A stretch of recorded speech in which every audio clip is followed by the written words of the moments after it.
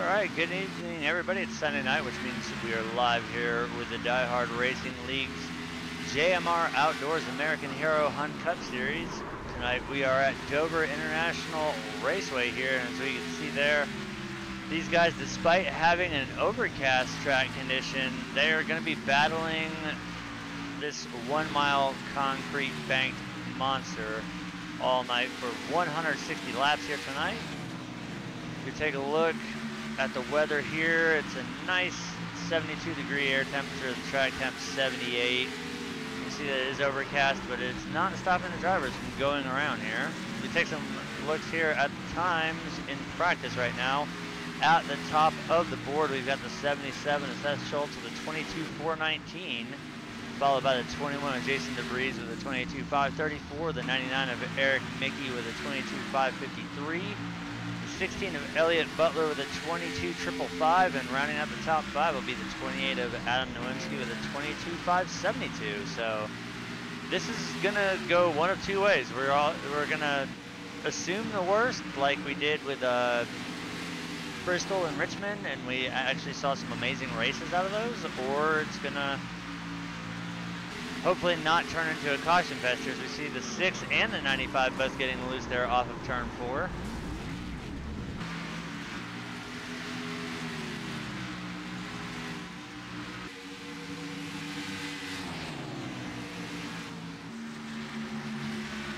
We have roughly about a minute and 20 seconds left here in practice.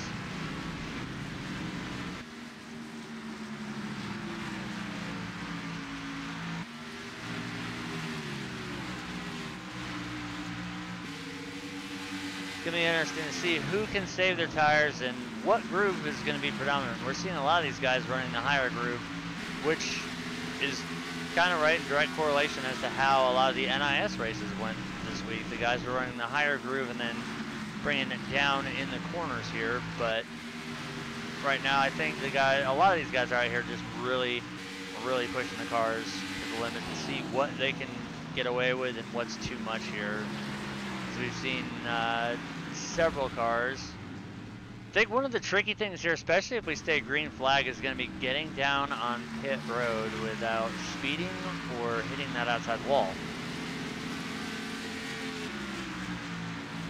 You see the 76 there of Josh Jones and the 22 of Josh Stewart.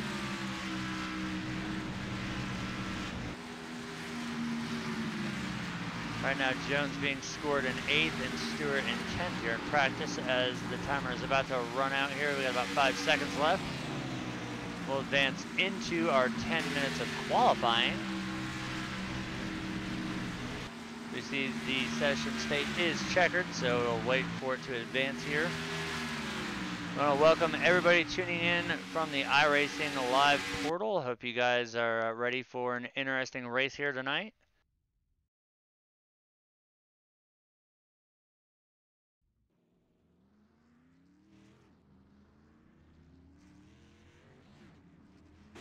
We see the 99 of Eric Mickey making his way out on track in that Boston Red Sox Chevy SS.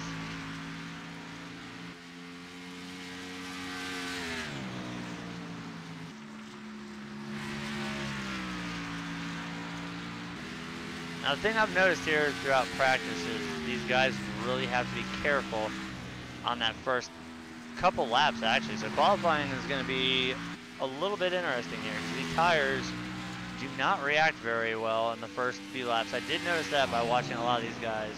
When they'd start their run, the cars would be very loose, and then they tend to get pretty tight on the long run. We see almost contact with the wall there.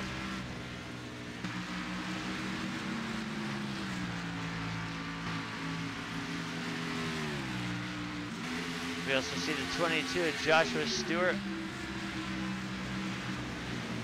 He makes that lap, that'll put him in 2nd for right now. Now, they still have one more lap to go here, and a lot of drivers still need to qualify.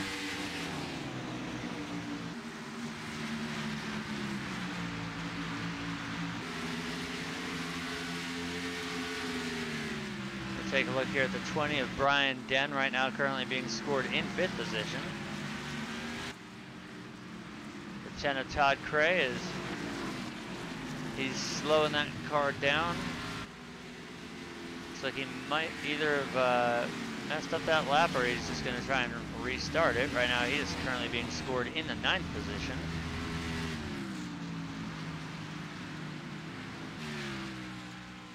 Take a look now at the 95 of Caleb Finn, currently being scored in 12th. He has yet to lay down a lap time, but now he should be on the clock.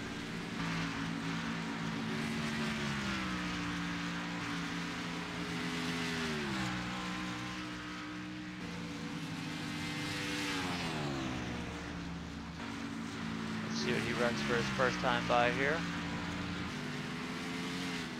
He's looked sideways off before he's able to save it. That run right there with a 22.863 will put him in 12th position. Great save though in qualifying.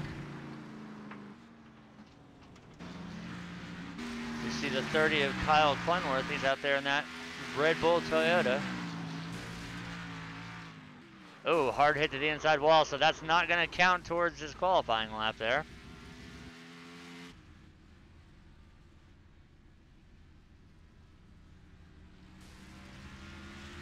Right now, most of these guys have already laid down their laps, so while we're in open qualifying here, and we've got the time to do it, I want to go ahead and pop this up here because this is something important. If you guys tuned in last night, when we were covering Cyber Racing Association's Homes Now Not Later Super Speedway Series at Daytona, if you didn't tune in, I'm going to tell you right now, you guys need to go on the channel and check it out because that was probably one of the most insane races we have seen yet. It was at circa 2007 Daytona, and I'm just going to tell you right now, you might want to stick around and watch to the end of that.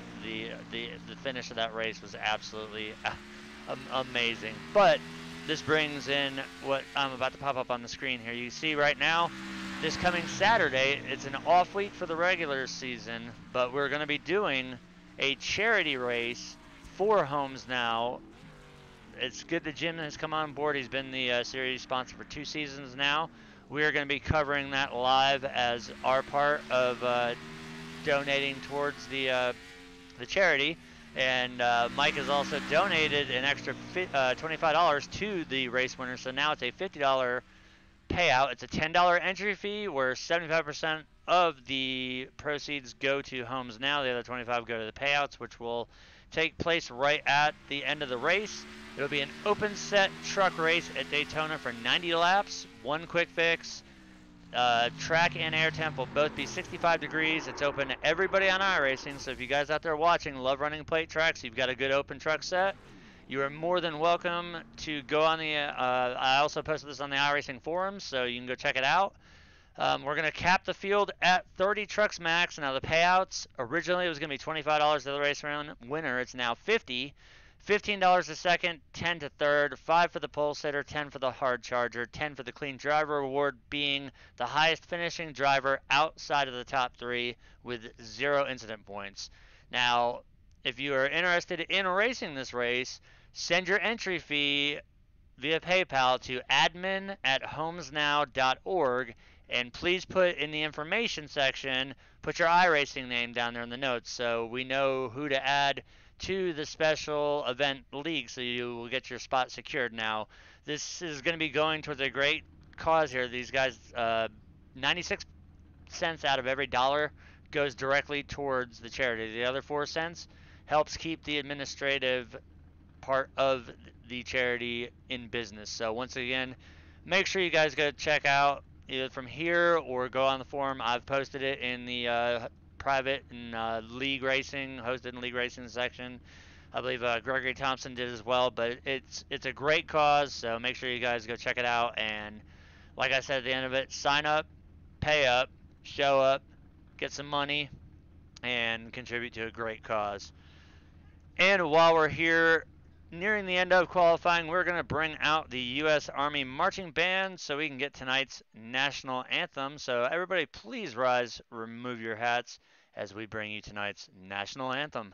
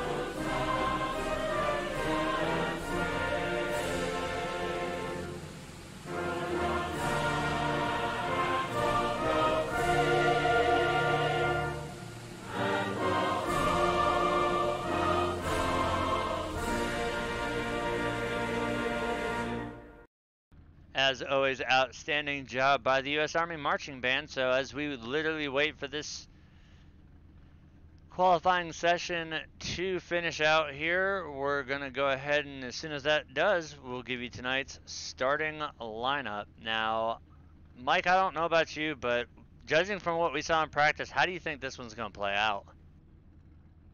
You know, usually when we see a track like this and it's the guys are struggling in practice, usually what they're doing is they're just driving it as hard as they can. They're trying to figure out what that exact limit is, where the tires can handle it, where where it gets too loose, and we would assume from watching practice that it might be a train wreck tonight. But I have a feeling that these guys figured it out. Might have an early caution, and then after that, I bet it. I'm saying it's going green flag for a while. Well, we both had bad initial thoughts about Bristol and Richmond, and those actually turned out to be two of the best races we have seen so far this season. Now, we still have a long way to go, as next week we will be at Charlotte Motor Speedway, then we're into an off week for Mother's Day, and we will return with Pocono, and then I believe we're off again for Father's Day, and then we'll be continuing this 34-week race season. Now, once again, on Saturdays, we are always live with Cyber Racing Association. Once again, we're going to be doing the charity race. And then next week, we will be taking the K&N cars once again. This time, we'll be going to Talladega Superspeedway. So it'll be interesting to see. We love it when the K&Ns go to Talladega. 207, 210 miles an hour in the draft. That's exactly what we like seeing. So as we're still waiting for qualifying here to finish up, we get a good look there at the catwalk in turn 3. Not anybody utilizing it right now, and if our memory serves me right, that's actually a high-paying place to actually watch the race from. It's an amazing place to watch it from, but to not have any seats up there, that's gotta suck to have to stand for the entire race.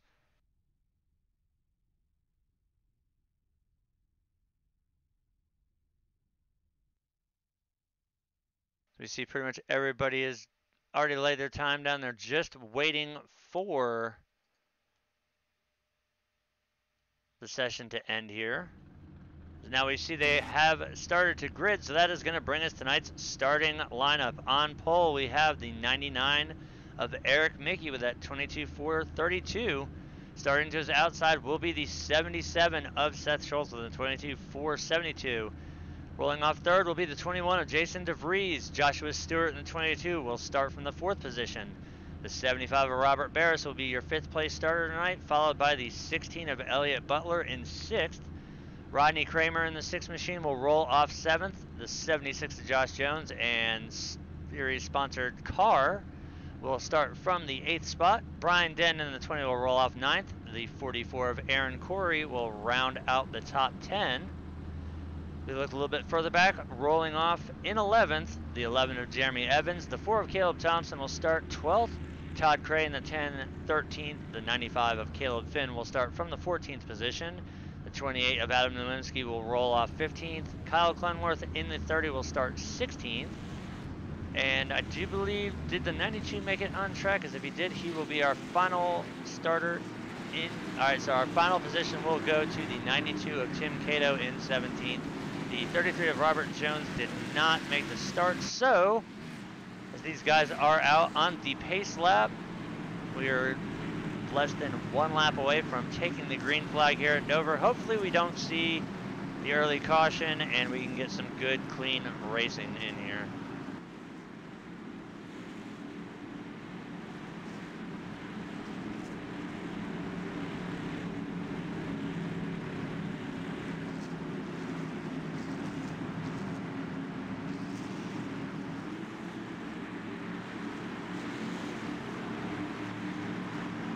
Guys roll through turns 3 and 4 here at the Monster Mile. The pace car is down. The 99 of Eric Mickey's going to lead us into the start of the race here.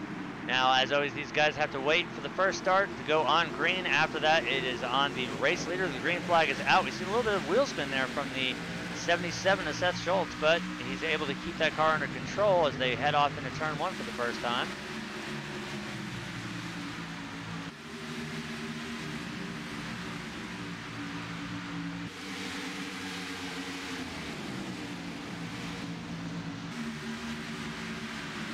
as we get lap 1 underway here.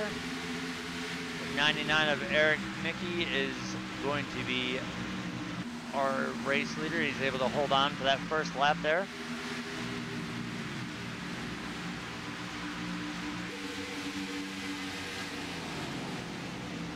As we're looking, we're here right around 7th spot. That is the 6 of Rodney Kramer. He's got the 22 of Joshua Stewart in front of him, and the 44 of Aaron Corey, as well as the 76 of Josh Jones behind him. Looking up at the front right now with about a half second, now 6/10 of a second lead. We see that the 21 of Jason DeVries has been able to get around the 77 of Seth Schultz. So we're gonna go focus on him for a second here, as we can see Jason running that new paint scheme. I'm not quite sure what it is, but I like it. It's definitely different from that Havoline. It looks like an anime paint scheme, but behind Seth we have the 75 of Robert Barris and the 16 of Elliott Butler.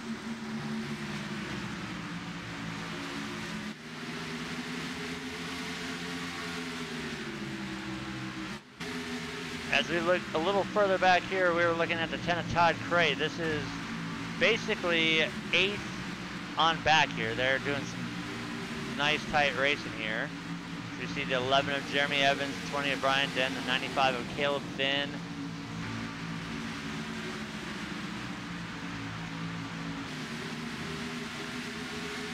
Also, we can see the 28 of Adam Nowinski back there. Now as we see, looked like Todd was going to try and make the move there.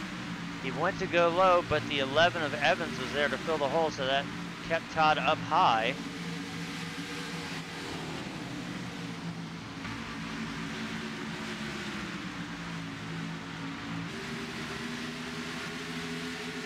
Now these cars are handling good for now. It's going to be interesting to see how long it takes before the tires start going away. As right now we see the 10 of Todd Cray to the inside of Caleb Thompson as they come off of turn 2.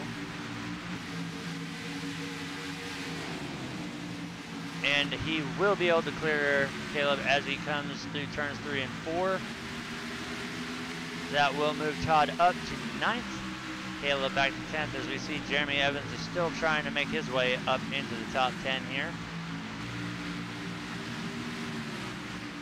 And I think it's an interesting thing that we need to note out right now, that the 10 of Todd Cray that we're watching right now, he actually does enjoy running this track. So I think that's something that we need to keep an eye on throughout the race here. Now, we are only 9 laps in to a 160 lap race, but keep your eyes on that 10 machine as the race progresses here. Now, we know Todd is a great short track racer. He prefers mile and sub-mile tracks over all the other ones. We've seen him very dominant at Martinsville. We saw him do pretty well at Bristol, Richmond, New Hampshire. The guy's got some real world experience at a few of these tracks with the old Busch series. I wish they would still call it by what they were, but nope, they're not allowed to have alcohol or tobacco references for sponsors, but yet they can still have it on the cars. So it makes no sense to me. And we've got an energy drink that sponsors this series now, but nonetheless, we look back up front. The gap is already extended out as we're at a 1.7 second gap between first and second. That time by Eric was 2/10 faster than the 21 of Jason DeVries. So we can see right there, nothing around him. That's exactly what you want to see as the race leader. But at the pace he's running right now, you gotta wonder how fast is that 99 gonna start running into traffic. So you take a look back here at the 21 of Jason DeVries, we can see the 77 and the 75, that being Seth Schultz and Robert Barris. This would be second, third, and fourth. As the gap continues to grow here between first and second, it's now extended out to a 2.1 second deficit.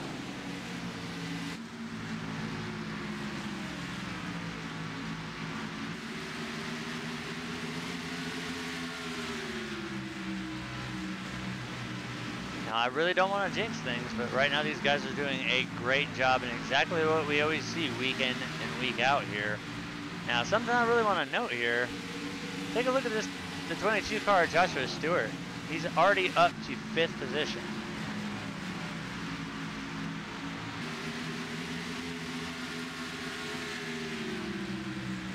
Out of all the guys here, we've seen a lot of the guys that started inside the top 10. He gridded 4th, but he is still holding on to 5th. A lot of the guys that had gridded inside of the top 10 have either slid back, or right now they're kind of still trying to search it out and feel what the car is capable of doing. But right now, with only 1 spot lost, I think the 22 is doing a great job maintaining pace here. As you can see, he's starting to reel in the 75 as he's got the 16 of Elliott Butler behind him.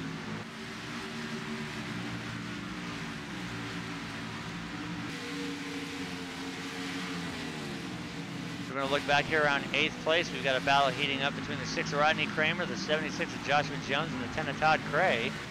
Rodney on the high side there. That's going to allow both the 76 and the 10 by, so that'll move Rodney back to 9th. We get a good look at that JMR Outdoors Chevy Silverado, Chevy SS. I can't wait till June comes around and they roll out the Camaro, so we stop doing the SS. Oh, as we see a good piece of the wall, and Josh is going to lock it down. He's able to keep it up to speed, so we will not have a caution. That's going to hurt the 76, but at the same time, that's also going to keep the green flag going here. Let's take a look at his right side. I want to see how bad he tore that car up. Good look at the right front. Not really too bad at all. Let's check the right rear. There's the damage right there. It's all on the right rear. You can see it's pushed in right there where the exhaust comes out. He's got it right up over the fender wells, and unfortunately I'm going to have to bring that car in the shop after the race is over and put a whole new rear quarter panel on it. But the damage could have been way worse for the 76.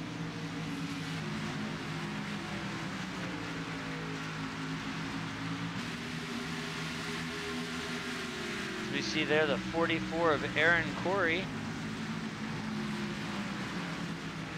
We look at the battle for 10th. This is going to be between the 11 of Jeremy Evans and the 20 of Brian Den. Behind that, we've got the 28 of Adam Nowinski. Now we see the 20 of Brian Den looking to the inside. He's not able to do it that time. See if he can put the screws to the 11 here, if he can make it underneath and complete the pass, and that will move Brian into the top 10 if he can do so. See a little bit of a bobble there out of the 11 coming off of turn 2. See if Brian can get that number 20 GoPro machine around that Valvoline Chevy. He gets a little bit of a side slide off of 4. So we've already seen our first victim going a lap down now. Our race leader, the 99 of Eric Mickey, has lapped the 92 of Tim Cato. So that'll mean we have 16 cars remaining on the lead lap, as right now it looks like Brian's got the run here. But as they come off of turn 4, they're still going to be door to door, but going into 1, it looks like he's got the preferred line, as well as the 28 of Adam Nowinski. And this might actually open the door up for a mini freight train here, as the 44 of Aaron Corey looks to try and make it, as well as, oh, contact between the 11. The 11 came down in front of the 28 there, so that's going to bring out our first caution there. So first caution on lap 24. Now, I don't see anything indicating that that was on Adam. We saw the 11 come down. As we're going to go and bring the replay, so we're going to take a look from the 11's point of view and see just exactly what happened there.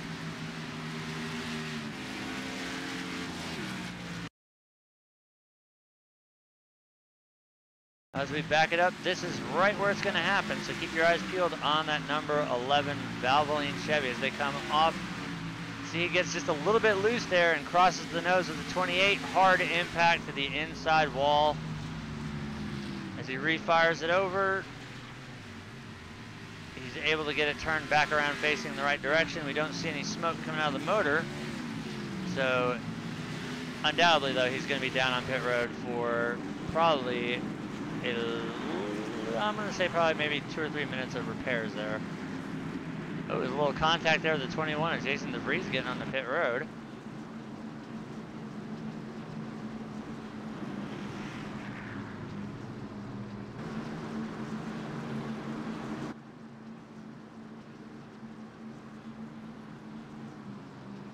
See everybody coming on the pit road there. We're going to get them as they come down here.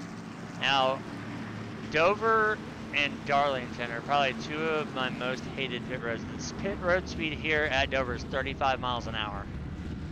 Excruciatingly slow. Undoubtedly, we're going to see 4 tires and fuel here, even though these guys only have 26 laps on the tires. So easy race off of pit road. It'll be 99, 21, 75. We watch the rest of the field making their way off of pit road here. Now it's hilarious. You can see my guy sitting there, even though I'm up in the booth, so I don't know why I'm paying my pit crew to be on track. They're just practicing for you. They're getting ready. For what? I don't race. For that one time you actually race. More power to them. As we see the 92 there of Tim Cato, he's got some heavy left front damage as he's going to make his way down pit road.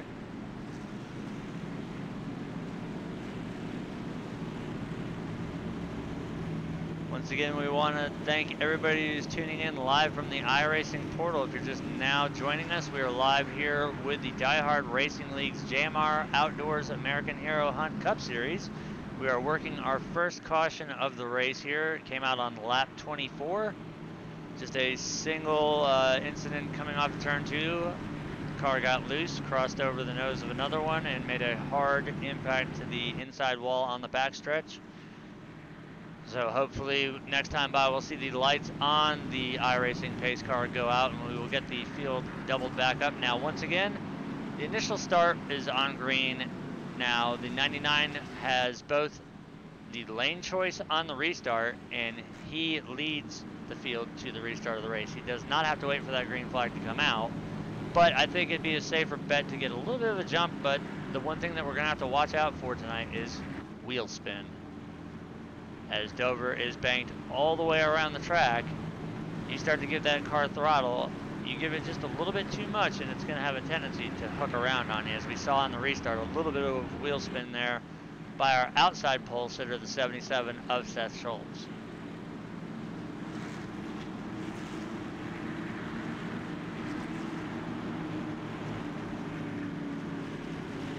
So the lights are out, and as we see, the 99 has opted to go with the outside line here, so the way that's going to stack things up, 99 of Eric Mickey will be our race leader on the restart, who is inside the 75 of Robert Barris. We have the 77 of Seth Schultz, the 22 of Joshua Stewart, the 16 of Elliott Butler, the 10 of Todd Cray, the 6 of Rodney Kramer, the 4 of Caleb Thompson, the 20 of Brian Den, and rounding out the top 10 will be the 44 of Aaron Corey.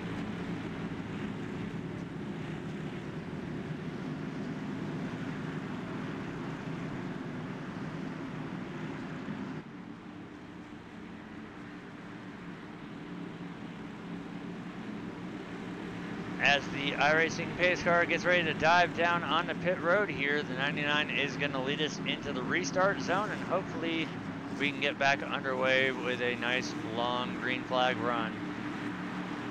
Now, I'm not going to lie, these guys went 24 more laps than I thought, but let's see what happens here on the restart. As we see Eric with the jump there, that's going to get everybody going, and hopefully it's going to kind of separate the field out a little bit.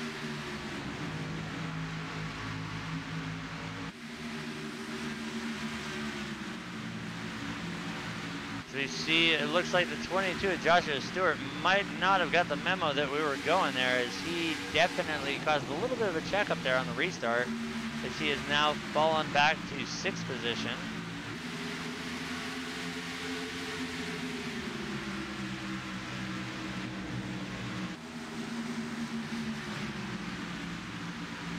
I think a car that we need to keep our eyes on though is the 21 of Jason DeVries. For some reason, and we do not know why, the 21 got a black flag, and it had something to do with the 11 coming down pit road there. And we did note that there was a little bit of contact between the 11 and the 21 when the 11 came down to get in line on pit road. For some reason, the 21 was black flagged. So Jason is now busting his butt to get up through the field here and get back to the front as that black flag. Luckily, it's early on in the race. He's got plenty of time to recover from it, but still, getting a black flag for an unknown reason is not something that you want or necessarily like to deal with as a driver.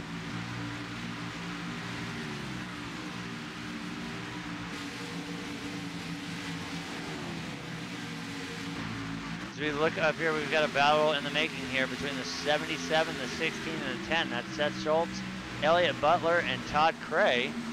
Earlier in the broadcast, we said to keep an eye on that 10 machine, as right now this is going to be for 3rd, 4th, and 5th. Seth trying to hold on to 3rd spot as he's got the 16 and the 10 behind him. As already looking at the front, there's an 0.8 of a second gap between 1st and 2nd. And this is something that I've got to say that we've seen a lot out of the 99 team. The short run game so far out of the 99 camp has been on point all season long so far. He has absolutely just killed it in the short runs. And we've even seen him fairly dominant in some of the long run races as well too. We're going to pull up a little stat here though on the 10 of Todd Cray. We see he started 13th. He's currently sitting in 5th spot. His fastest lap so far has been a 22.841. Last time by it was a 23.292, and that'll update this time as he crosses the stripe. That one was a 23.431.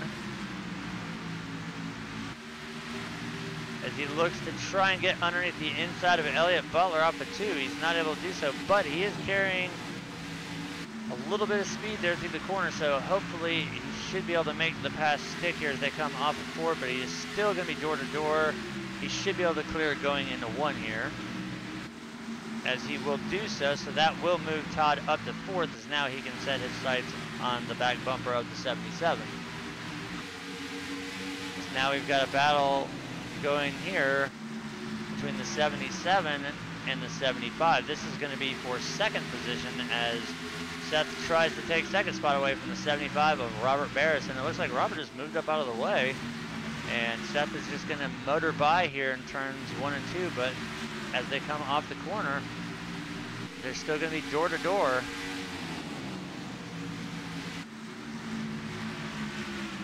As they come off of 4, Seth has the 75 cleared, so that will move Seth up to 2nd. Now we have the 10 of Todd Cray going to the inside of the 75. We also see the 16 of Elliott Butler also trying to make the same move. He is not able to do so, so he'll fall in line behind the 75, but give 3rd spot now to the 10 of Todd Cray as the 75 of Robert Barris will drop back to 4th. We also see now the 22 of Joshua Stewart. He is also trying to get up there to the back bumper of the 16, so this is all inside the top 6 right here, as there is a 2-second gap. You can see that very first car there in that picture there. That is our race leader, the 99 of Eric Mickey. Now we see Elliott looking a little bit to the outside of the 75. He gets a little bit sideways there. And another car that we've got to take note on, the 21 of Jason DeVries. Last time we checked in, he was outside of the top 10. Now he is sitting in 9th position, so Jason's still hard charging back to the front of the field here after getting that unknown black flag under that first caution, and our only caution so far is we're going to be coming to lap 42 here. Meanwhile, the focus is back once again here between the 75, the 16, and the 2. Also, we've got a battle going on between the 44 of Aaron Corey and the 4 of Caleb Thompson, and there's the 21 of Jason DeVries. This is 7th, 8th, and 9th.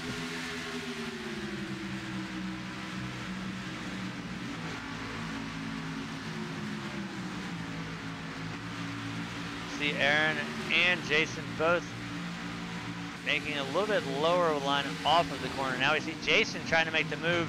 He's going to stick his nose down there in turns 3 and 4. That'll put him to the inside of Aaron Corey as they come off turn 4, and it's going to give him the advantage going into turn 1. So that'll move Jason now up to 8th as he tries to make that 7th, as the next car he's going to put his sights on is the 4 of Caleb Thompson.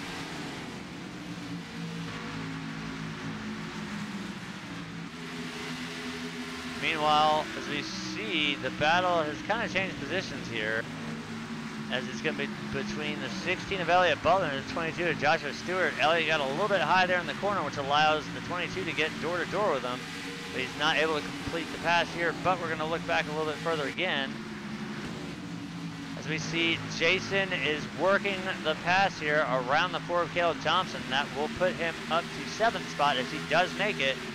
So once again, Jason is hard charging his way back up, as now the 44 of Aaron Corey going to look to the inside of the 4 as they come off of turn 2 here. So we're going to stay with this group of cars here for a little bit, because this seems to be where all the action is going on. Behind these two, we have the 20 of Brian Den and the 28 of Adam Nowinski.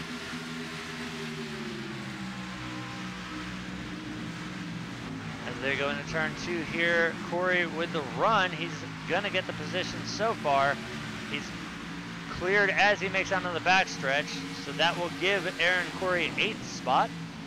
Now that'll move Caleb back to 9th, as we see if the 20 of Brian Den has anything for the 4. That'll move Caleb to the very edge of the top 10 here.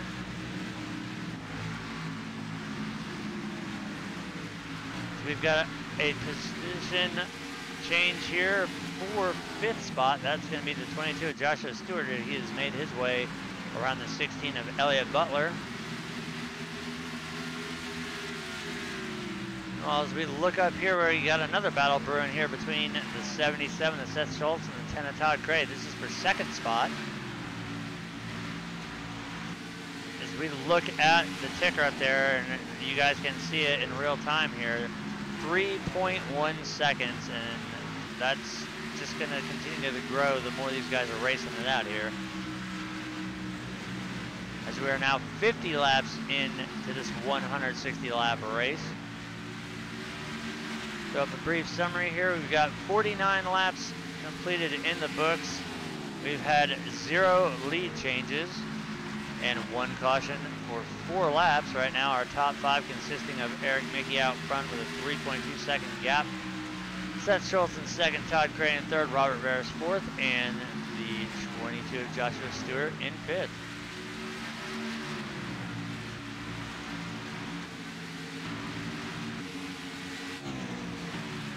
We see the 4 of Caleb Thompson continuing to fall backwards there as he gets a little bit of a wall there.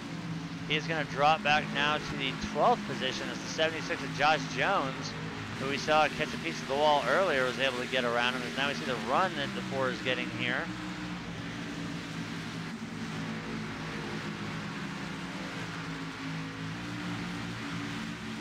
And interesting to point out now that right now our race leader is the only driver who's still able to click off consecutive 23-second lap times. As we watched there, a little bit of a bobble there out of the 4 of Caleb Thompson that time by. We take a look here at the 75 of Robert Barris, currently sitting in 4th position.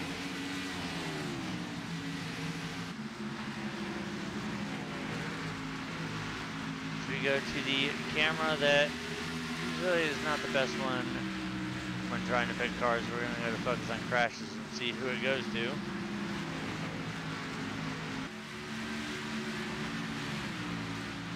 Right now, I think with the group being so spread out, it's not really going to focus on any particular driver. Although right now it has an odd fixation with that 75 machine.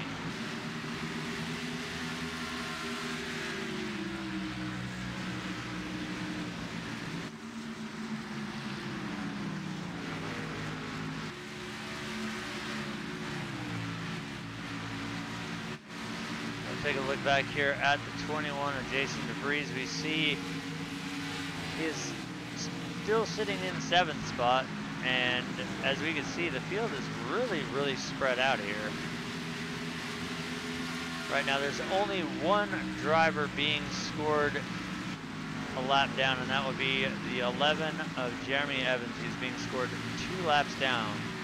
But we saw he was involved in our only caution so far of the race when he got loose coming off of turn 2 onto the backstretch, and unfortunately he got loose right in front of the 28 of Adam Nowinski, crossed over the hood and made a hard impact to the inside wall, so that would be why he is being showed 2 laps down. Other than that, everybody else still on the lead lap here. Now something I want to see is, let's go on board for a few laps with our race leader and see exactly how he's playing with the throttle, if he's manipulating any, and what kind of line he's running.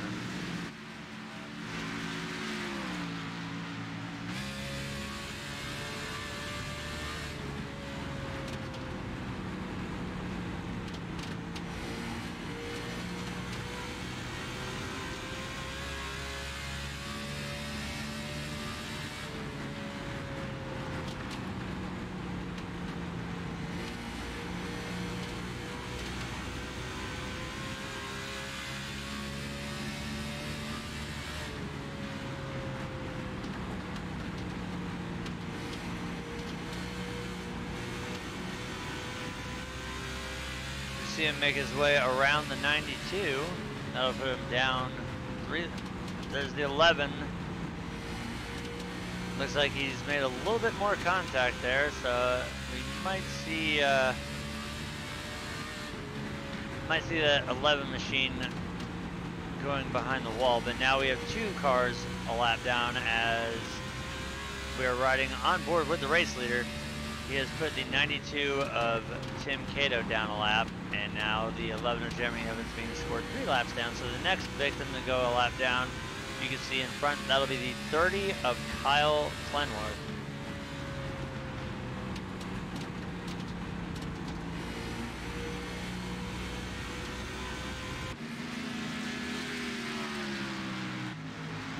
Meanwhile, as we go back to the most exciting here, this is going to be the battle for 3rd spot. As we see the 75 Robert Barris made it around the 10 of Todd Cray there. So now Robert's got to try and set his sights on the back bumper of the 77. As we are under 100 laps to go here at Dover International Speedway, we see that this is what I like about Dover. Dover, we saw it with Bristol, but we kind of saw it in reverse. Usually Bristol, there's as steep banking as it has, you'd figure that the marbles would have fell down the track. We've got a little bit of a battle going on here between the 44 of Aaron Corey and the 16 of Elliott Butler.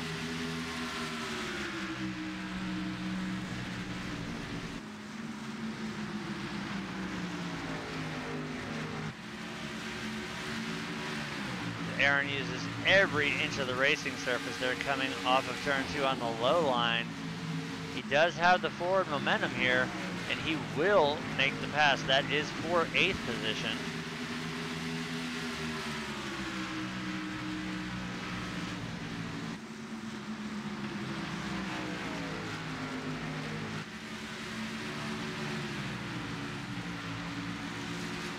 As you see, the 16 of Elliott Butler, they're a little bit out of shape.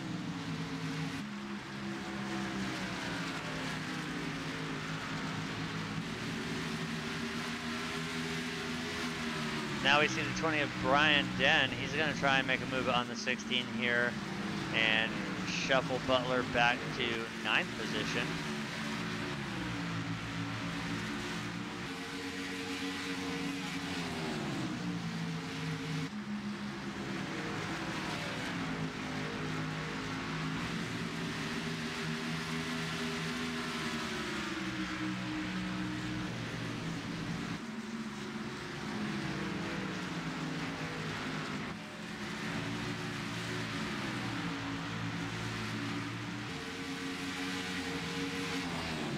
Where we're actually starting to see the tires start to be the major factor here.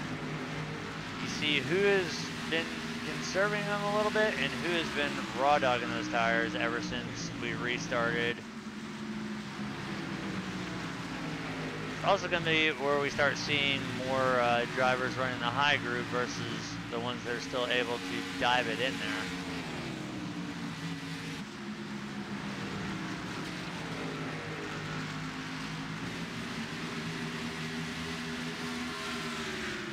We're continuing to watch the 16 and the 20 here. I want to see, I'm curious.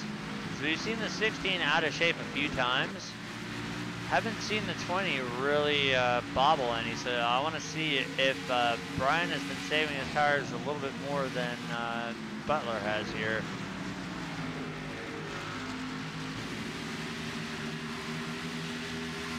So as we are 11 laps away from halfway here, I think these guys are doing pretty darn good. They've only got one caution in the book so far. As we see the 92 there, that's Tim Cato. He is slow off of turn 2.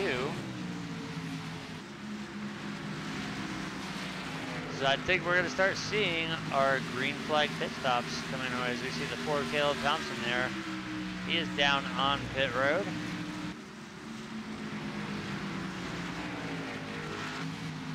Meanwhile, looking up here, the battle's heating up for second spot as we see the lap car of Kyle Clenworth in the picture.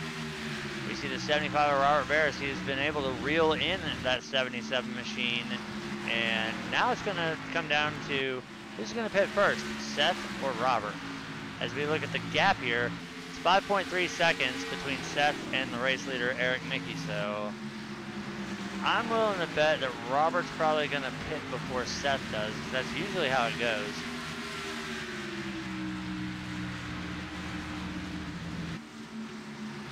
So we do have 2 retirees out of the race, the 11 of Jeremy Evans and the 92 of Tim Cato. So that'll leave 15 cars on track here.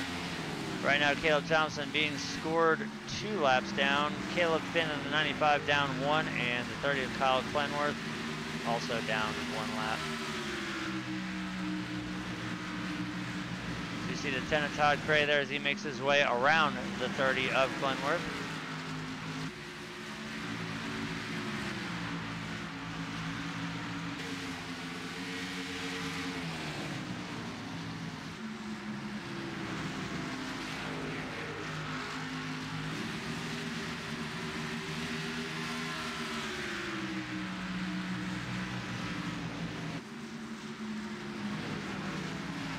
Right now, Todd is still being scored in 4th position. Still interested to see who out of the front 3 is going to come down first. We look back at 2nd and 3rd here. We see the 20 of Brian Den. He is on pit road.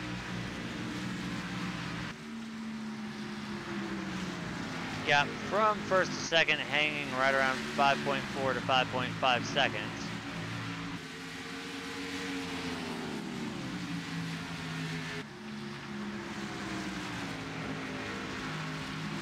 Our leader is picking his way right now through lap traffic. These guys right now still have the advantage of an open track.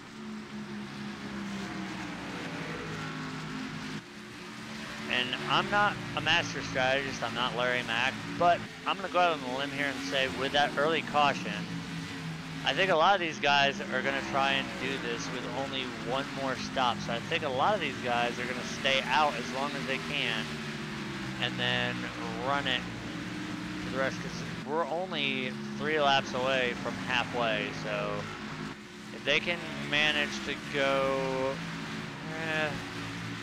I don't know, I think 80 laps is a little bit far-fetched as far as tire-wise go. I know fuel-wise they're fine, but I don't know about tires. I don't know if I'd really want to sit out there for 80 laps on one set of Goodyear Eagles. It all really boils down to how these guys are handling the track. The 99 seems to not be having many problems. He's, 5.4 ahead of Seth Schultz, and he's just kind of cruising. But the one guy that I'm watching right now, the 21 of Jason DeVries, he is running a different line than pretty much everyone else. So his tire wear might be completely different than everyone else's. And as we see the 21 of Jason DeVries, he's made his way up to 6th position as he has gotten around the 44 of Aaron Corey. can see him right there. Pull a driver on him. He started from third position, but keep in mind, he did get a weird black flag for some reason during that first caution, which set him all the way to the rear of the field. So he's made one heck of a rebound here as he's currently sitting in 6th spot, but he is coming under fire by the 20. That is not poor position. Brian is on fresh tires. Jason is still on old ones.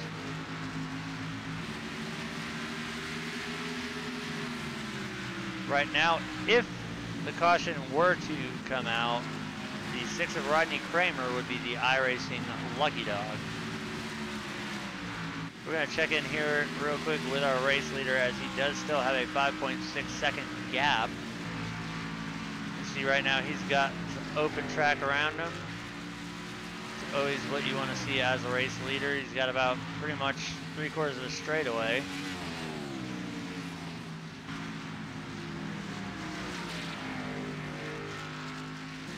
We go back to 2nd and 3rd here. This is still the ongoing battle between the 75 and the 77. See Robert looking to the inside as we see the 16 of Elliott Butler there on pit road for his scheduled green flag stop here.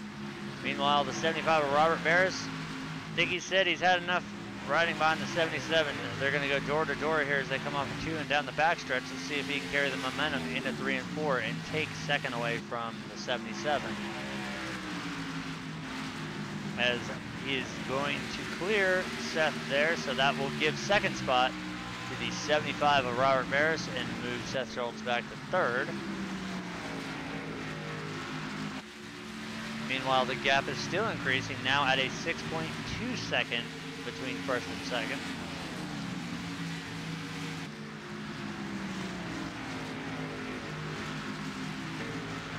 We take a look here at 4th spot. We see the 20 of Brian Dunn once again. He is on fresher tires as he's going to make his way, or attempt to make his way around 4th spot there. Todd's going to move out of the way and let him by. We also see the 22 of Joshua Stewart. That is 5th position. So if Josh can get up there to the back bumper of the 10, we will see a battle for 4th spot. And the 44 of Aaron Corey is now down pit road for his scheduled green flag stop.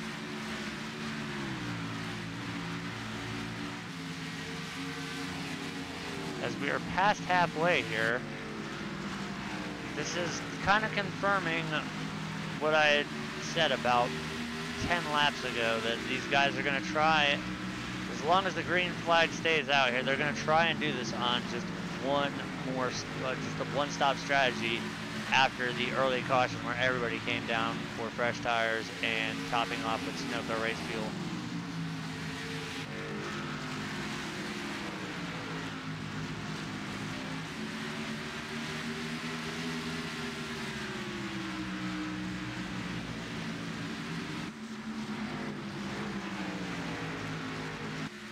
Watch the 20 continue to march through. He's going to look to the inside here of the 75 of Robert Barris. Now he still has to get and make up the distance between Robert and Eric to get back onto the lead lap here. Actually, to get one of his laps back, as right now he's being scored 2 laps down. As we see the 16 of Elliott Butler, he is also on fresh tires.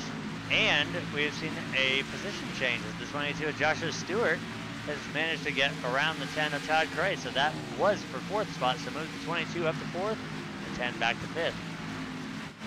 As we see the 10 of Todd Cray down on pit road for his scheduled green flag stop on lap 91.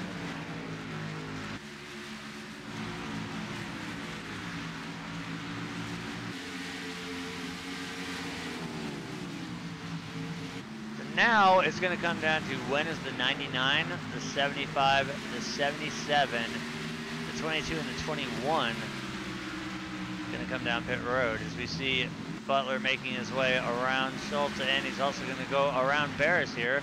That's the difference between fresh tires and old tires. We also see the 6 of Rodney Kramer there in the mix. He's going to get by him easily as Rodney goes to the high side. Now once again, now the iRacing Lucky Dog spot will go to the 28 of Adam Nowinski if the caution were to come out right now.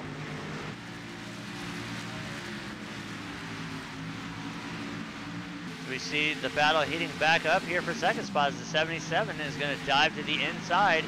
He's got the momentum. We see the 44 of Aaron Corey. Aaron is on fresh tires, so Aaron will look to the inside here as they go into turn 1.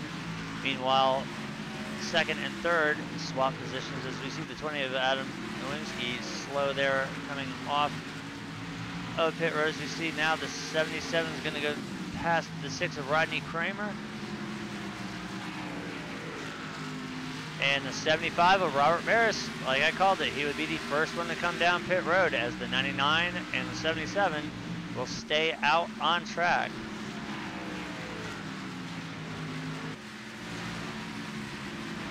So with green flag pit stops happening right now, we have 6 cars on the lead lap, and that number is going to dwindle here, but we're going to see that bounce around here. The longer they stay green, and hopefully these guys stay green to the end of the race here, that's definitely going to make it interesting to see how driving and the strategy of tire management and how well they're able to do so. As we see now, 10 of Todd Cray, he's trying to look to the inside. He is on fresh tires, so he's easily going to motor by the 22 of Joshua Stewart, who is currently sitting in third position. That moves the 21 of Jason DeVries up to fourth.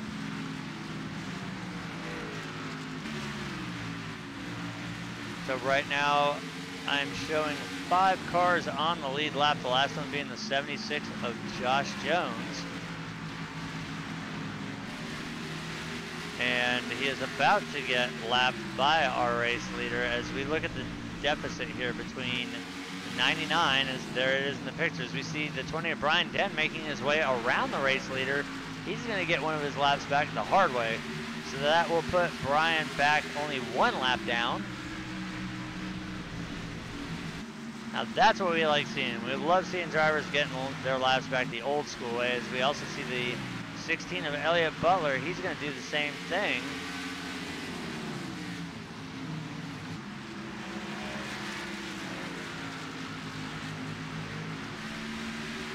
So Butler now will be scored only 1 lap down as well. So that will be the battle, if it comes to it, between the 20 of Brian Den and the 16 of Elliott Butler. That's going to be 7th and 8th position. Meanwhile, we see our race leader has caught 5th position right now, the 76 of Josh Jones.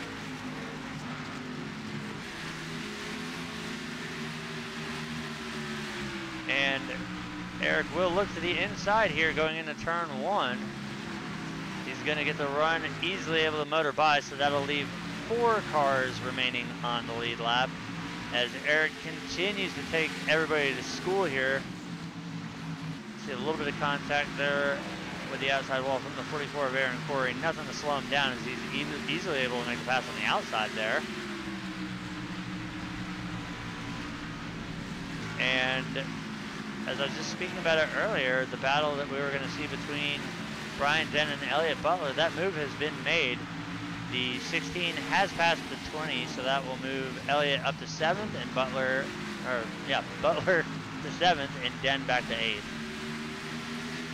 Meanwhile, we see the 75 of Robert Barris.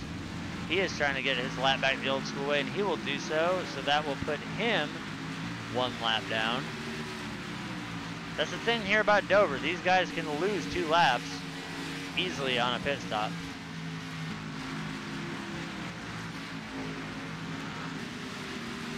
As this battle right here will be for position between Barris and Corey. That will be for 8th and 9th. Right now, Aaron hanging on to 8th position. Robert trying to take it away from him. As you see the 10 of Todd Cray, he's going to look to the inside and get one of his laps back, so that'll put him back only 1 lap down. You see the 6 of Rodney Kramer once again going high to allow the 28 of Adam Nowinski by. So 4 cars being scored on the lead lap. Our race leader, the 99 of Eric Mickey, the 77 of Seth Schultz, the 22 of Joshua Stewart, and the 21 of Jason DeVries. We see the 30 of Kyle Glenworth on pit road.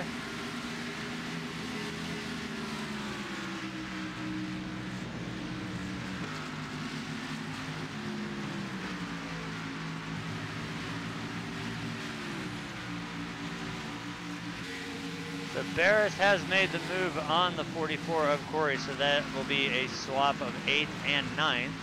As now Robert's going to set his sights on the 20 of Brian Denham, see if he can get himself up to 7th position.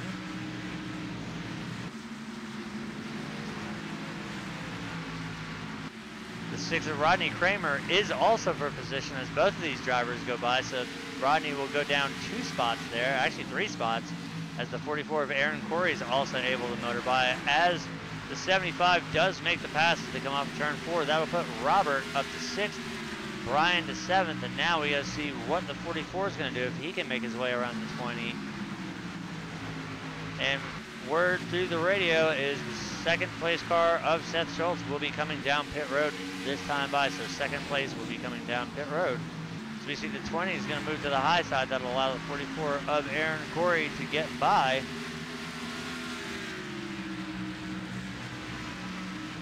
So with Seth down on pit road, that will give the 22 of Joshua Stewart 2nd spot and 21 of Jason DeVries up to 3rd. As there is a 13 up, and we see the 22 and the 21. So 2nd and 3rd place, both down on pit road. So right now, Eric,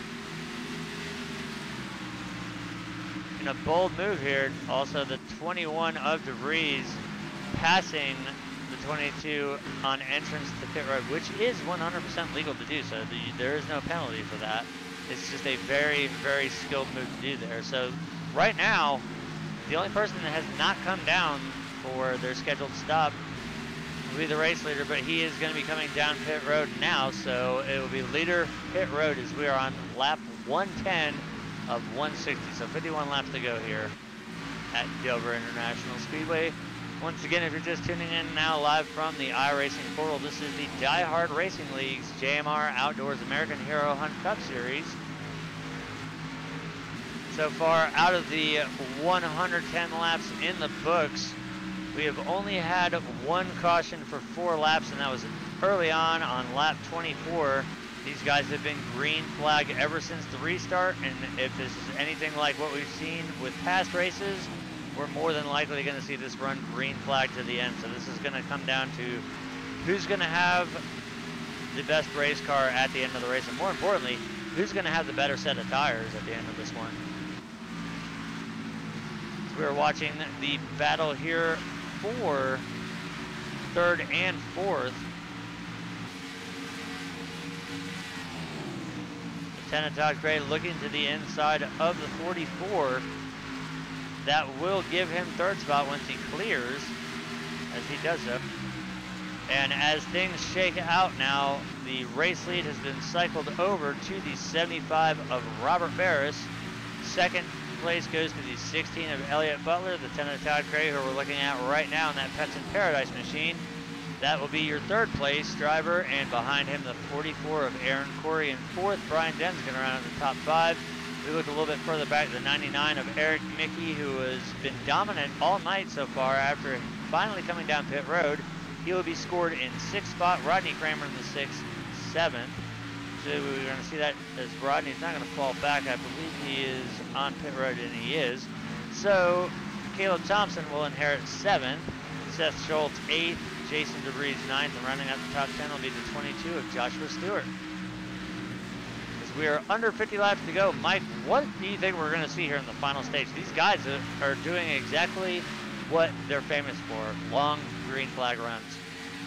Yeah, this is great to see. I've had my eyes glued on that 99 since that pit stop, and he is flying back up to the front. Most of the guys that are in front of him right now pitted way earlier than him, so he has fresh tires. He has the freshest tires in the track. He is marching. He's about almost 8/10 faster than Robert Barris right now, and he is coming to the front. We look right now, Robert does have a 2.4 second lead over Now the new second place, Lieutenant Todd Gray, as he's gotten around the 16 of Elliott Butler, so second position has swapped hands again. Right now, as we see the 99, contact from the 20 on the wall, that's going to easily allow the 99 to pick up 5th position. That was for 5th spot, so easy work there by the 99 as he was easily able to just stay low while the 20 drifted up there. I think the 20 was going to let him go, but he just got a little bit higher than he wanted to in the corner. Made a little bit of contact with the wall there. So that'll move Eric up to 4th now. He's going to have to set his sights on the 44 of Aaron Corey to take over 4th spot. As we see right there, there's the battle going on between Butler and Corey. That is for 3rd spot. As Corey does get the pass on Butler, now it's going to set things up. This is going to be interesting as the 99 is going to dive to the inside of the 16 here. That's going to make the move here. The 99 is going to make it a twofer as he comes out of turn 2. That'll put Eric back up into the top 3 as he was able to clear both Corey and Butler. And just, actually, that was almost in one turn there. So now, you see how strong those new tires are against the older tires right there. As he's already starting to reel in the 10 of Todd Gray, I give it probably maybe 2 laps and he's going to be around the 10, and then he's going to set his sights on the 75.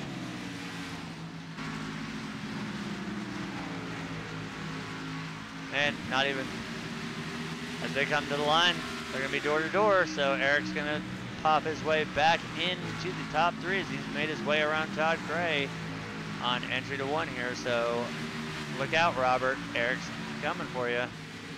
It's only a 4/10-second gap right now. And we've got a caution, so this is going to level things out here. We're going to have to take a look to see what happened to bring this one out. This is only going to be our 2nd caution of the race, but this could be a game changer here. And it appears it's going to be the 20 of Brian Den, so let's go ahead and take a look and see what happened there.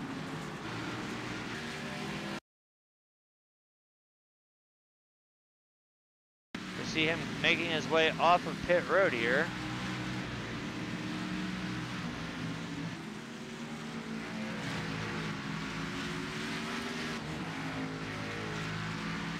And he just gets a little bit too much in the throttle and loose there. And that right there is enough to bring out a caution, seeing how there was a car in the way. Even as minuscule as that was, he was able to save it. That is what's going to bring out the caution. So, as we see, everybody is opting to come down for 4 tires and fuel. So this is going to be interesting to see who is going to be the leader when they come down here. Now that's a huge break for the 75 of Robert Barris, because the 99 was going to eat him up on those fresh tires. So now, level playing field, it's anyone's game now. This is going to come down to hitting your marks, making the right pit call, and more importantly, getting across that stripe, as right now the 99 really does not have that much to do. He only has to drive about a half a car length. So we see it's going to be 4 tires. 75 down and away. He's going to win the race off of pit road. The 99 second, then followed by the 10 and the 16, the 77 and the 21. So great job by Robert there, getting in his box first and winning the race off of pit road.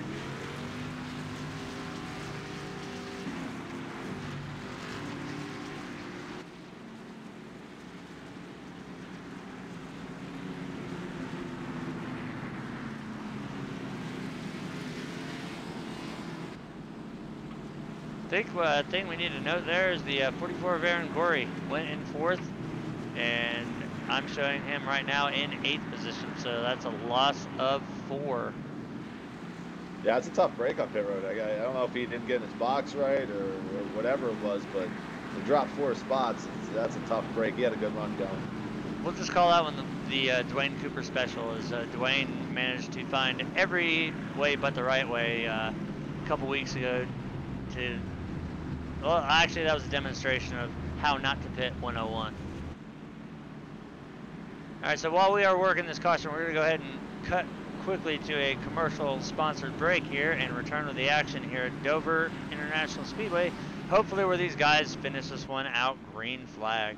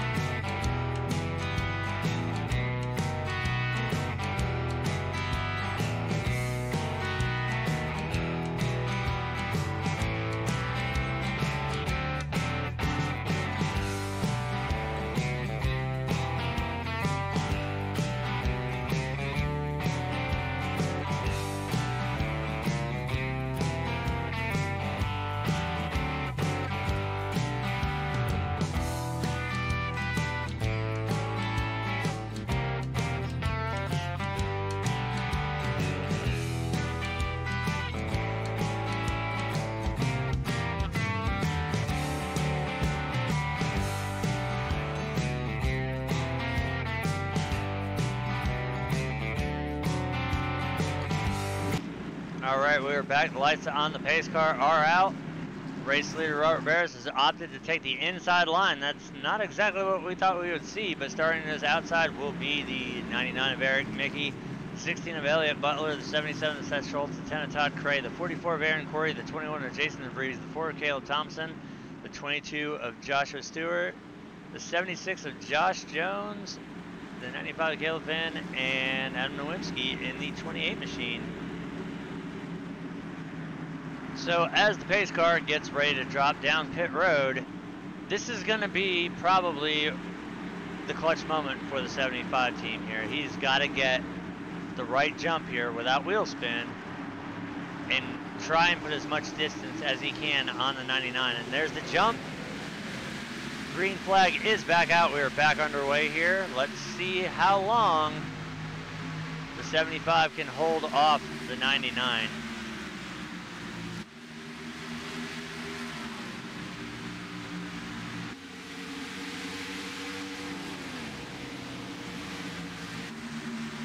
Meanwhile, we see the 21 of Jason DeVries. He's just looking there, trying to make the move on the inside of the 10 of Todd Cray.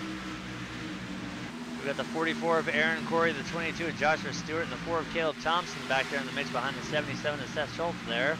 As now we see the 99 of Eric Mickey. He is closing in on the back bumper of that 75 machine. Robert has a mirror full of Boston Red Sox right now to deal with. As the pass is going on right now, it has been made, so hand the race lead back over to the 99 of Eric Mickey. Now we've got the 16 of Elliott Butler and the 10 of Todd Cray hot on the heels of the 75. Let's see what is going to happen here, because you got to keep in mind, I'm not going to count out that 21 machine back there. Right now, he might just be watching these guys have at it and be saving those tires. As right now, the 10 of Todd Cray is looking to the inside of the 16 of Elliott Butler. He's going to fall back in line, but this is we're pretty much coming down to the wire here now, as it'll be 32 laps to go when the leader hits the line.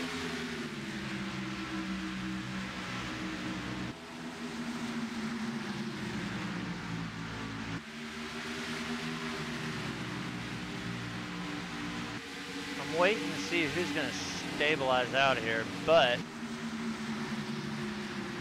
we're going to put our focus back on the 21 machine. He has been fighting all night to get back up to the front after an early race black flag during the first caution, which we still don't know the reason why he got it, but he did end up getting it, and he has had to fight the entire long green flag run that we had to get back to where he is. And he's currently being scored in the 5th position. So we're looking now at 4th and 5th. No, I was right the first time, 3rd and 4th.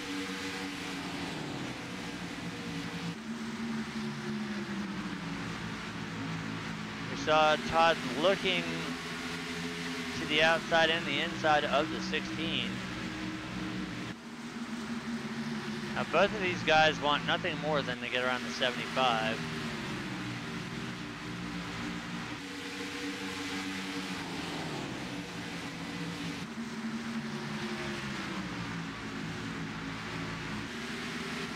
So you see the 16 have a little bit of a blink there.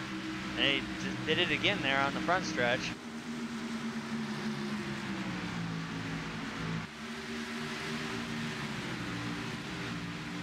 Looking at the gap between 1st and 2nd, I don't think anybody has anything for that 99 machine. He has absolutely dominated the race so far.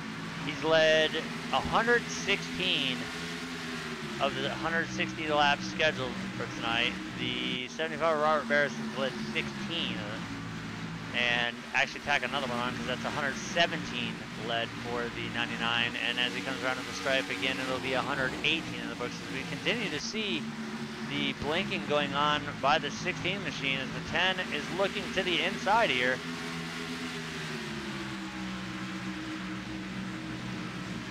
We look a little bit further back. This is for 10th position, as the 76 of Josh Jones is going to get around the 4 of Caleb Thompson. That'll put Caleb back 2/10 spot.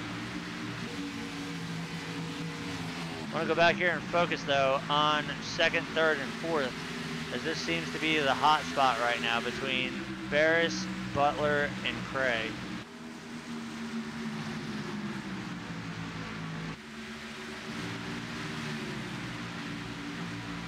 We pull up a quick drop summary here. We've got 135 out of the 160 laps scheduled tonight in the books. We've only had 2 lead changes, and this is the real thing that shows how good these guys are. And anybody who's ever run Dover knows how tough of a track it is. We've only had 2 cautions for 8 laps.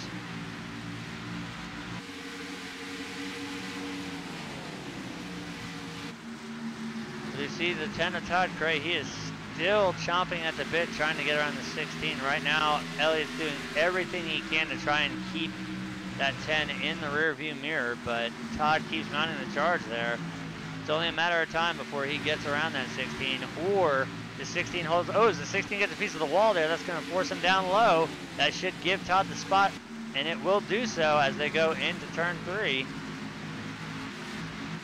Now we see the 16 trying, he was looking low. What that really did is open the door though for the 21 of Jason DeVries, who's currently sitting in P5.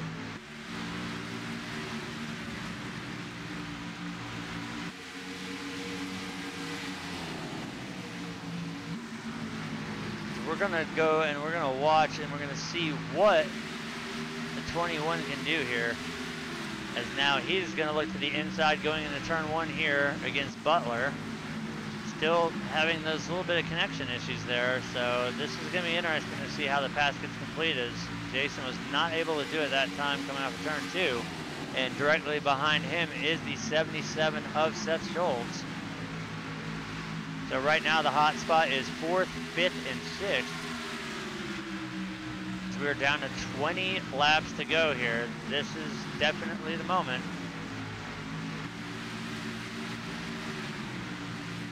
So you see, once again, the 21, he's going to look to the inside. A little bit, almost contact between the 16 and the 21. I think that's Jason's way of letting Elliott know, hey, I'm faster than you, get out of my way. They're going to be door to door down the front stretch. Can Jason make the move through 1 and 2? See, the 77 is backed off just a little bit as they're going to continue to drag race through the corners and onto the backstretch here. Jason pinching the 16 up to the high side on entry of corner. That's going to allow the 21 to get by as Butler comes down and slams the door shut on the 77. So move the 21 of Jason DeVries up to 3rd as we see the 16 trying to shove the 21 through the corner there.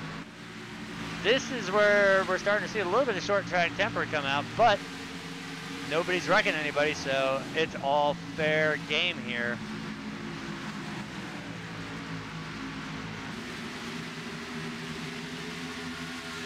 It looks like things have calmed down a little bit there. Let's check in with the 10 of Todd Cray and see how he's doing against the 75 of Robert Barris. We see he is right there tucked in behind. Doesn't look like anything's going to manifest out of that right yet, so we're going to go back to 5th, 6th, 7th, and 8th here between Butler, Schultz, Corey, and Stewart.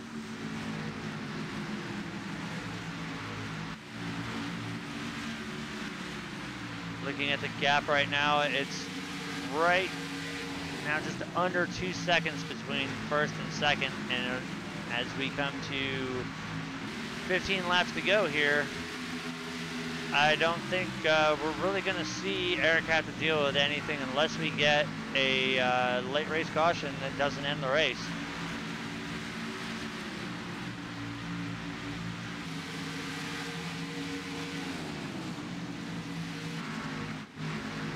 So we go back to the battle for 2nd spot here between the 75 of Robert Barris and the 10 of Todd Cray.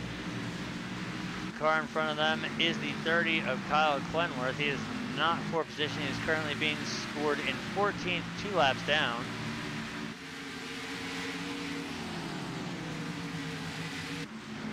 We see now the 77 of Seth Schultz to the inside of Elliott Butler as they come off of turn 4. he will get the position there, so that'll move Butler back to 6th. As meanwhile, we see the 44 of Aaron Corey and the 22 of Joshua Stewart. Those are both for position as well, as they're both going to try and mount the charge on the 16 here.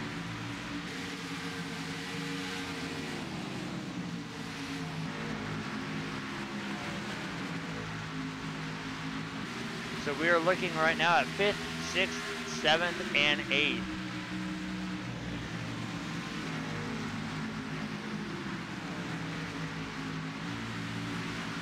See if Corey can get anything here with a run on the backstretch. As we see the 22 of Stewart, he's going to dive to the inside on turn 3 against Corey.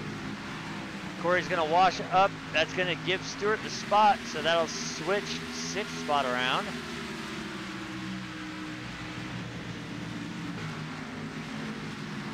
Excuse me, 7th spot. That'll put Aaron Corey back to 8th, as now Stewart looks to try and get around the 16 of Elliott Butler for 6th position. You see him looking low off the corner.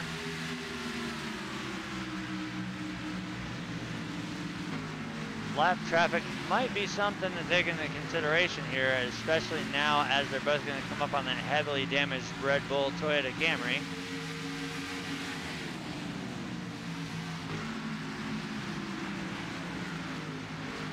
Stewart had to run there, but he had to back off due to the lap car being in place, so he's going to have to gather it back up and give it another run, as we're under 10 laps to go here.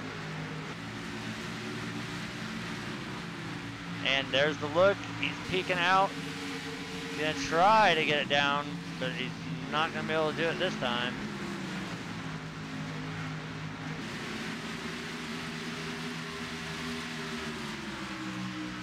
We can see, looking at the top 3, Robert is pulled away from the 10 a little bit, about a half a second gap. Is now on the backstretch. We see the 22 of Joshua Stewart looking to the inside. He's committed this time. He's going to dive it down there. Does he have enough to make it around Butler? As they come off of 4, he is going to clear the 16. 16 is going to get a little loose, so that's going to open the door for the 44 of Aaron Corey as well. So Butler's going to drop 2 spots there. So now he's going to be down to 8th position. As that'll move Stewart up to 6th and Corey to 7th. Now we're going to see if Butler's going to try and rally back against the 44. I don't know if he's going to quite be able to do so, as we're running out of laps here. It'll be 5 to go next time when the leader crosses the line, and we've seen that 16 machine sometimes sideways out of the corner, so be interesting to see if Butler can mount a charge here and at least salvage a 7th place finish.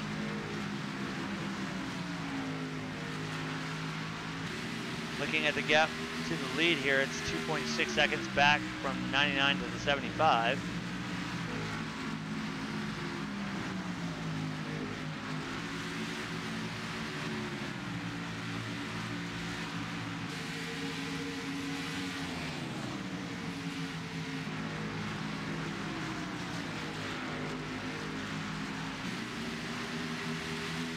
It does not appear that the 16 is going to be able to make that run happen.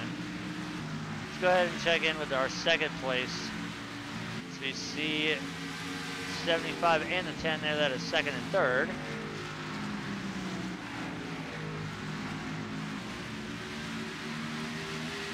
So 3 laps to go, and so far out of the 160 laps scheduled for the night, that 99 machine has led 141. He's only got to lead 2.5 more.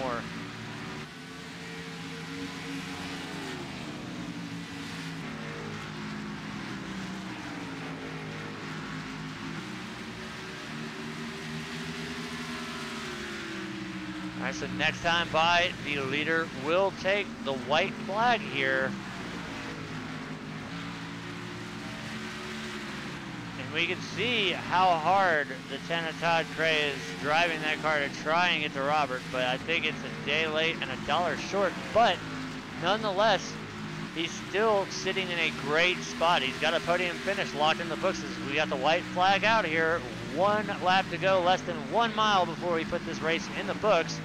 It's a clear-cut, obvious decision here that the 99 of Eric Mickey, strong all night, he is going to come home with the race win. The 75 of Robert Barris, he's going to be our second place finisher, and rounding out the top 3 for interviews tonight will be the 10 of Todd Cray. So great job by these guys. 160 laps here at Dover. Only 2 cautions for 8 laps. That is a testament as to how clean these guys are, how hard.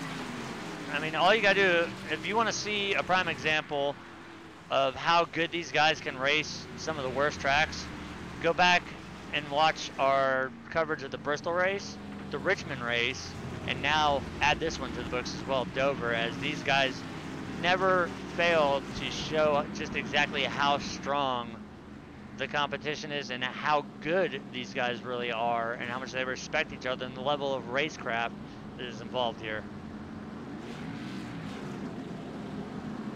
As everybody makes their way down on pit road, we see a little bit of touching and bumping there between the 77 and the 21, typical between Jason and Seth. They always do that with each other.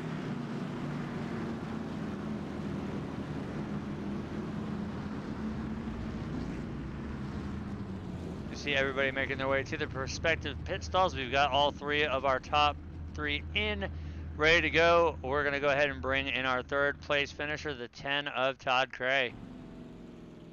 All right, Todd, you brought her home 3rd tonight. Dover, you mentioned that this is one of your better tracks here. It showed here. Tell us about that last run after the restart. How angry did you make those tires?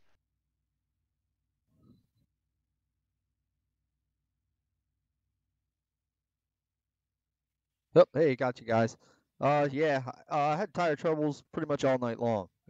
Just basically trying to run it too hard, too early. I noticed a lot of what really caught my mind in this race was the low line. Did a lot of practicing, seen a lot of guys running that middle line, maybe a little higher, and that race started, and boy, that bottom was fast.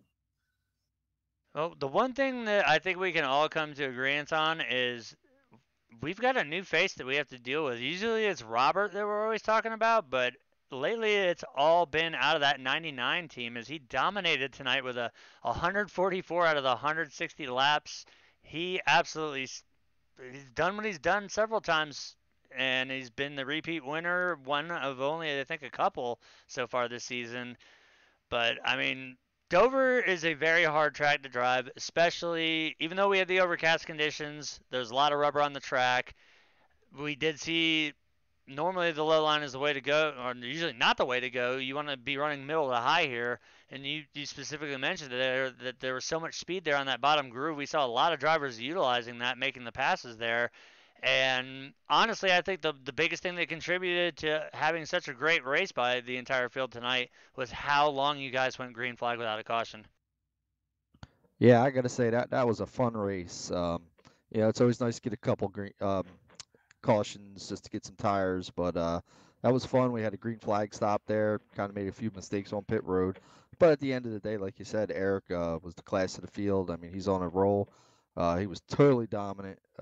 We had nothing for him, so it was just a race for top 5 tonight. And normally, like I said, this is one of my better tracks, but really didn't do a lot of testing running that bottom line for a lot of laps, and I think if I have to look back on it, that's probably where we made our mistake. We should have, searched around a little more, in practice instead of just got too comfortable and the line that looked like was going to be the fast line. So just have to chalk that one up.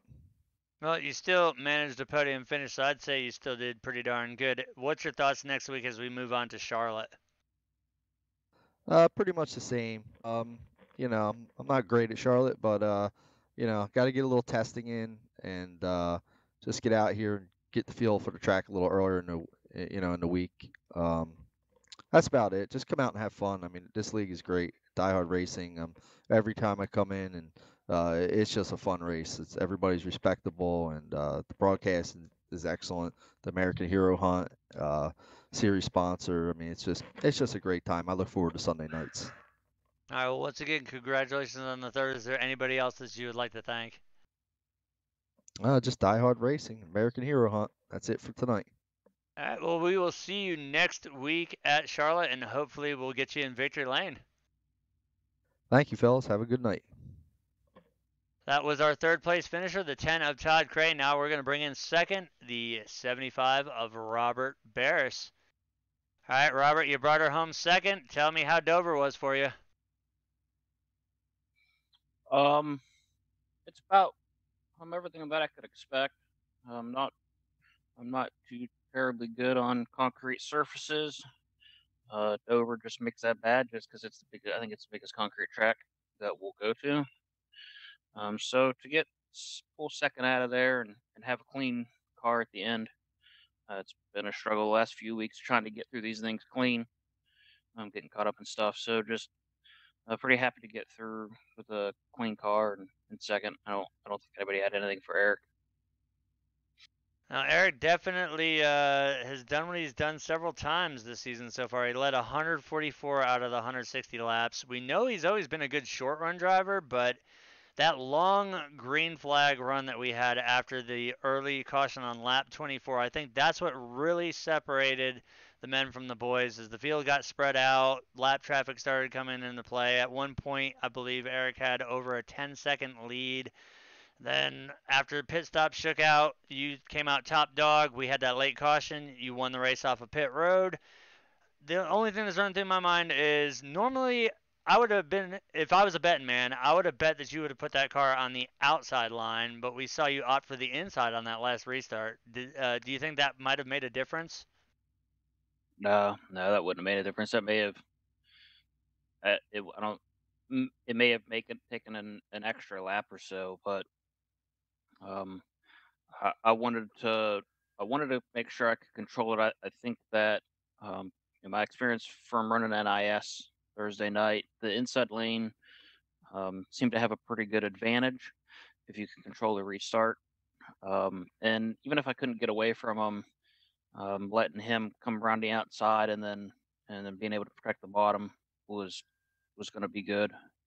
But I mean, in the end, it didn't really matter. The fast guy won, and it doesn't happen every week. I know there's been a couple weeks that I've had speed, and for whatever reason, we've got caught up in some junk, and strategy stuff has come into play, and it hasn't worked out. But it's good every now and then to see the guy who's class of the field get one. Now that we've got Dover out of the way, what's your thoughts next week when we go on to Charlotte? I don't remember which cars we're running. I know we're not actually next week. Is an off week for us for Mother's Day. Charlotte when we run it, I'm kind of looking forward to. I've had a lot of success there recently, so hopefully we can keep that going. But other than that, I'm gonna probably enjoy the off week, take care of some stuff around the house, and especially Sunday night, so I can get some trash out Monday morning. All right, well, once again, we want to congratulate you on second place. Is there anybody out there that you'd like to thank? Yeah, everybody who came out and ran tonight. I think overall the race seemed like it was pretty good. We only had a caution switch. For this place is a pretty good show. With the narrow walls, it's almost kind of like running a street course, but as an oval. When we get some big pileups, so everybody did a real good job running clean. You guys put the broadcast on it, and iRacing for giving us the platform to do the racing and broadcast this out and draw some interest. American Hero Hunt for helping pay some of the bills it takes to get that done, and then all the viewers. All right, well, once again, congratulations on the second, and we will see you in 2 weeks. Thank you. That was our second place finisher, the 75 of Robert Barris. Now we're going to bring in the Dominator himself, the 99 of Eric Mickey. All right, Eric, you were class of the field here tonight. You dominated the race with 144 out of the 160 laps led. That's got to be a great feeling. Yeah, I'm surprised at just, I guess how good I was tonight. But right away from practice all the way through qualifying in the race, I just felt like I had a good rhythm to this track tonight. Well, Dover is definitely, well, they've got Miles the Monster, so it's definitely one of the harder tracks there. We've known through NASCAR history that it eats cars for breakfast, lunch, and dinner. Nobody that we've talked to said that they had anything for you. We know you've got an on point short run game, but tonight you really showed exactly how strong you can be. Dominated everything, top of the points. And as we move into an off week here for Mother's Day, what are your thoughts when we return in 2 weeks for Charlotte? I'm looking forward to Charlotte. Just like a lot of tracks, is a real hit and miss track for me. I'm hoping it's gonna be a hit, but I don't know. I'll probably know by the time practice ends if I'm gonna be anything worth a shot for a win there. But the off week next week will be good for us, and then gearing up for Charlotte. Should be a fun race at Charlotte. Now, once again, we want to congratulate you on the dominating race win. Is there anybody out there that you'd like to thank? Of course, just like always, got to thank Seth and all the admins, everyone that puts on this Diehard Racing League. Want to thank JMR Outdoors and American Hero Hunt, sponsor of the series, for everything they do. And of course, you guys for broadcasting every week. I hope it's been fun for you because it's been fun for us. We love being up here in the booth, and honestly, it's a lot safer for everybody else that we stay up here. So that's what we're gonna do. Once again, congratulations on the dominating win, and we will see you. We will see you in 2 weeks at Charlotte. All right, thank you. All right, that was our race winner. So, Mike, before we get into the final results here, any final words here from Dover? This, honestly, I'm blown away. This has been exactly the same thing that we talked about. We thought Bristol was going to be bad. It was awesome. We thought Richmond was going to be a dumpster fire. It was a great race. We thought Dover was going to be bad. They did another. They pulled it out again. Another long green flag run. Yeah, it's what we've been accustomed to at Diehard, and it's one of those things is you see them wrecking a ton in practice, and they just push it. They push it as hard as they can in practice to find out where that limit is. Once they find that limit, they know if we're in the race. It's always so clean in this league. It's always been like that. Seth's done a great job of getting rid of the people that are just constantly wrecking or causing problems. And one thing that's huge about this league is that everyone gets along well. There's not guys that hate each other, and everyone complaining about this guy and that guy. It's a great league to race in. Hope everyone who's watching it, if they want a good league to run in, good tight group of guys, nice guys, race clean every week. This is the league for you. Apply now. I think the emphasis is definitely on the clean part, but I could not agree anymore. So with that being said, that's going to get us into tonight's results. Obviously, coming home with the dominating win, the 99 of Eric Mackey, leading once again 144 out of the 160 laps. Coming home second, the 75 of Robert Barris. Third, the 10 of Todd Cray. After rallying back from an early black flag during the first caution, the 21 of Jason DeVries is going to be our fourth place finisher. The outside pole sitter, the 77 of Seth Schultz, is going to bring home fifth. Joshua Stewart in the 22 will be our sixth place finisher. The 44 of Aaron Corey, seventh. The 16 of Elliott Butler, eighth. The 76 of Josh Jones, ninth. And the 4 of Caleb Thompson is going to round up the top 10. Looking a little bit further back, the 20 of Brian Denton is going to bring it home 11th. The 6 of Rodney Kramer, 12th. Caleb Finn in the 95 will bring it home 13th. 14th will go to the 30 of Kyle Clenworth. The 28 of Adam Nowinski will bring it home 15th. And then into our two retirees, 16th goes to the 92 of Tim Cato, and 17th to the 11 of Jeremy Evans. The 33 of Robert Jones did not start the race, but once again, just to touch on everything that we had, the summary tonight, we've had 160 laps in the books. We had only 2 lead changes, only 2 cautions for 8 laps. So that's definitely a testament, like Mike said. If you guys are out there looking for a league that runs extremely clean, there's a lot of respect between the drivers, feel free to apply to Diehard Racing. We have 3 series. We have the Cup Series, and then we also have the Truck and Xfinity Series, which is a lower series. So if you don't exactly feel comfortable running the Monster Energy Cup cars, we also have it to where you can run the trucks and the Xfinities too. But before we go ahead and wrap this thing up, I want to go ahead and pull up our little thing again just to make sure that everybody is still aware of it. Once again, every Saturday, if you guys are regulars here on the channel, we broadcast for Cyber Racing Association with the Homes Now Not Later Super Speedway Series. This Saturday is going to be a very special Saturday as we're going to be doing the Homes Now charity race. It's going to be a 90 lapper at Daytona. You'll have one quick repair. The track temp and the air temp will be both set at 65 degrees. It's open to anybody out there on iRacing. The only thing is cyber racing rules apply, which it's not that hard. The field will be capped at 30 drivers. It is a $10 entry fee. 75% of all the proceeds are going to go to Homes Now, and the other 25 to the race payouts. It'll be open set racing with the trucks, so if you've got a fast Silverado set or a Tundra set, feel free to donate $10 in there and sign up and get out on track. Now, the race winner was originally only at $25, but our own Mike Major, he donated another $25, so it'll actually be $50 to the race winner. $15 a second, 10 the third, 5 for the pole sitter, 10 to the hard charger, and $10 for a clean driver award, being the highest finishing driver outside of the top 3 without any incident points. Now, once again, there is an entry fee, but it's a $10 donation towards a great cause that you can potentially quadruple your money on. Now, make sure you guys sign up for this race. We've got 9 drivers. We still have 21 slots remaining, so if you really want to throw some money towards a great charity, this is the opportunity to do it. And to register, send your PayPal entry fee to admin@homesnow.org, and down in the payment notes, please put your iRacing name so they can add you to the special events league so you'll be able to access the race.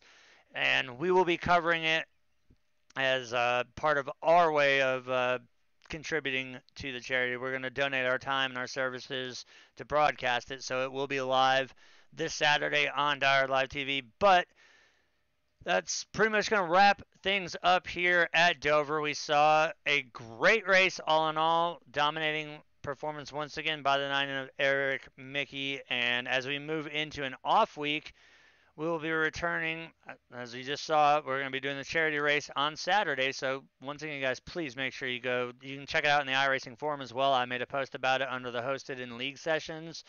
If you guys want more clarification on that, I wrote a book about it. It explains everything that Homes Now does. So please go ahead and sign up for that race. We want to max this field out and make sure that money gets to where it needs to go. But that's going to do it for us here tonight. We want to thank everybody who tuned in tonight on the iRacing portal. We want to thank iRacing, Diehard for putting this, Seth most importantly, for organizing and running this entire circus, putting it on week after week after week. Everybody here at Diehard TV, hope you guys enjoyed the show. I'm going to enjoy the off week next Sunday, as we'll return in 2 weeks here on the portal once again as we go to Charlotte Motor Speedway. But once again, hope you guys enjoyed the show. Thanks for tuning in, and we will see you guys next time.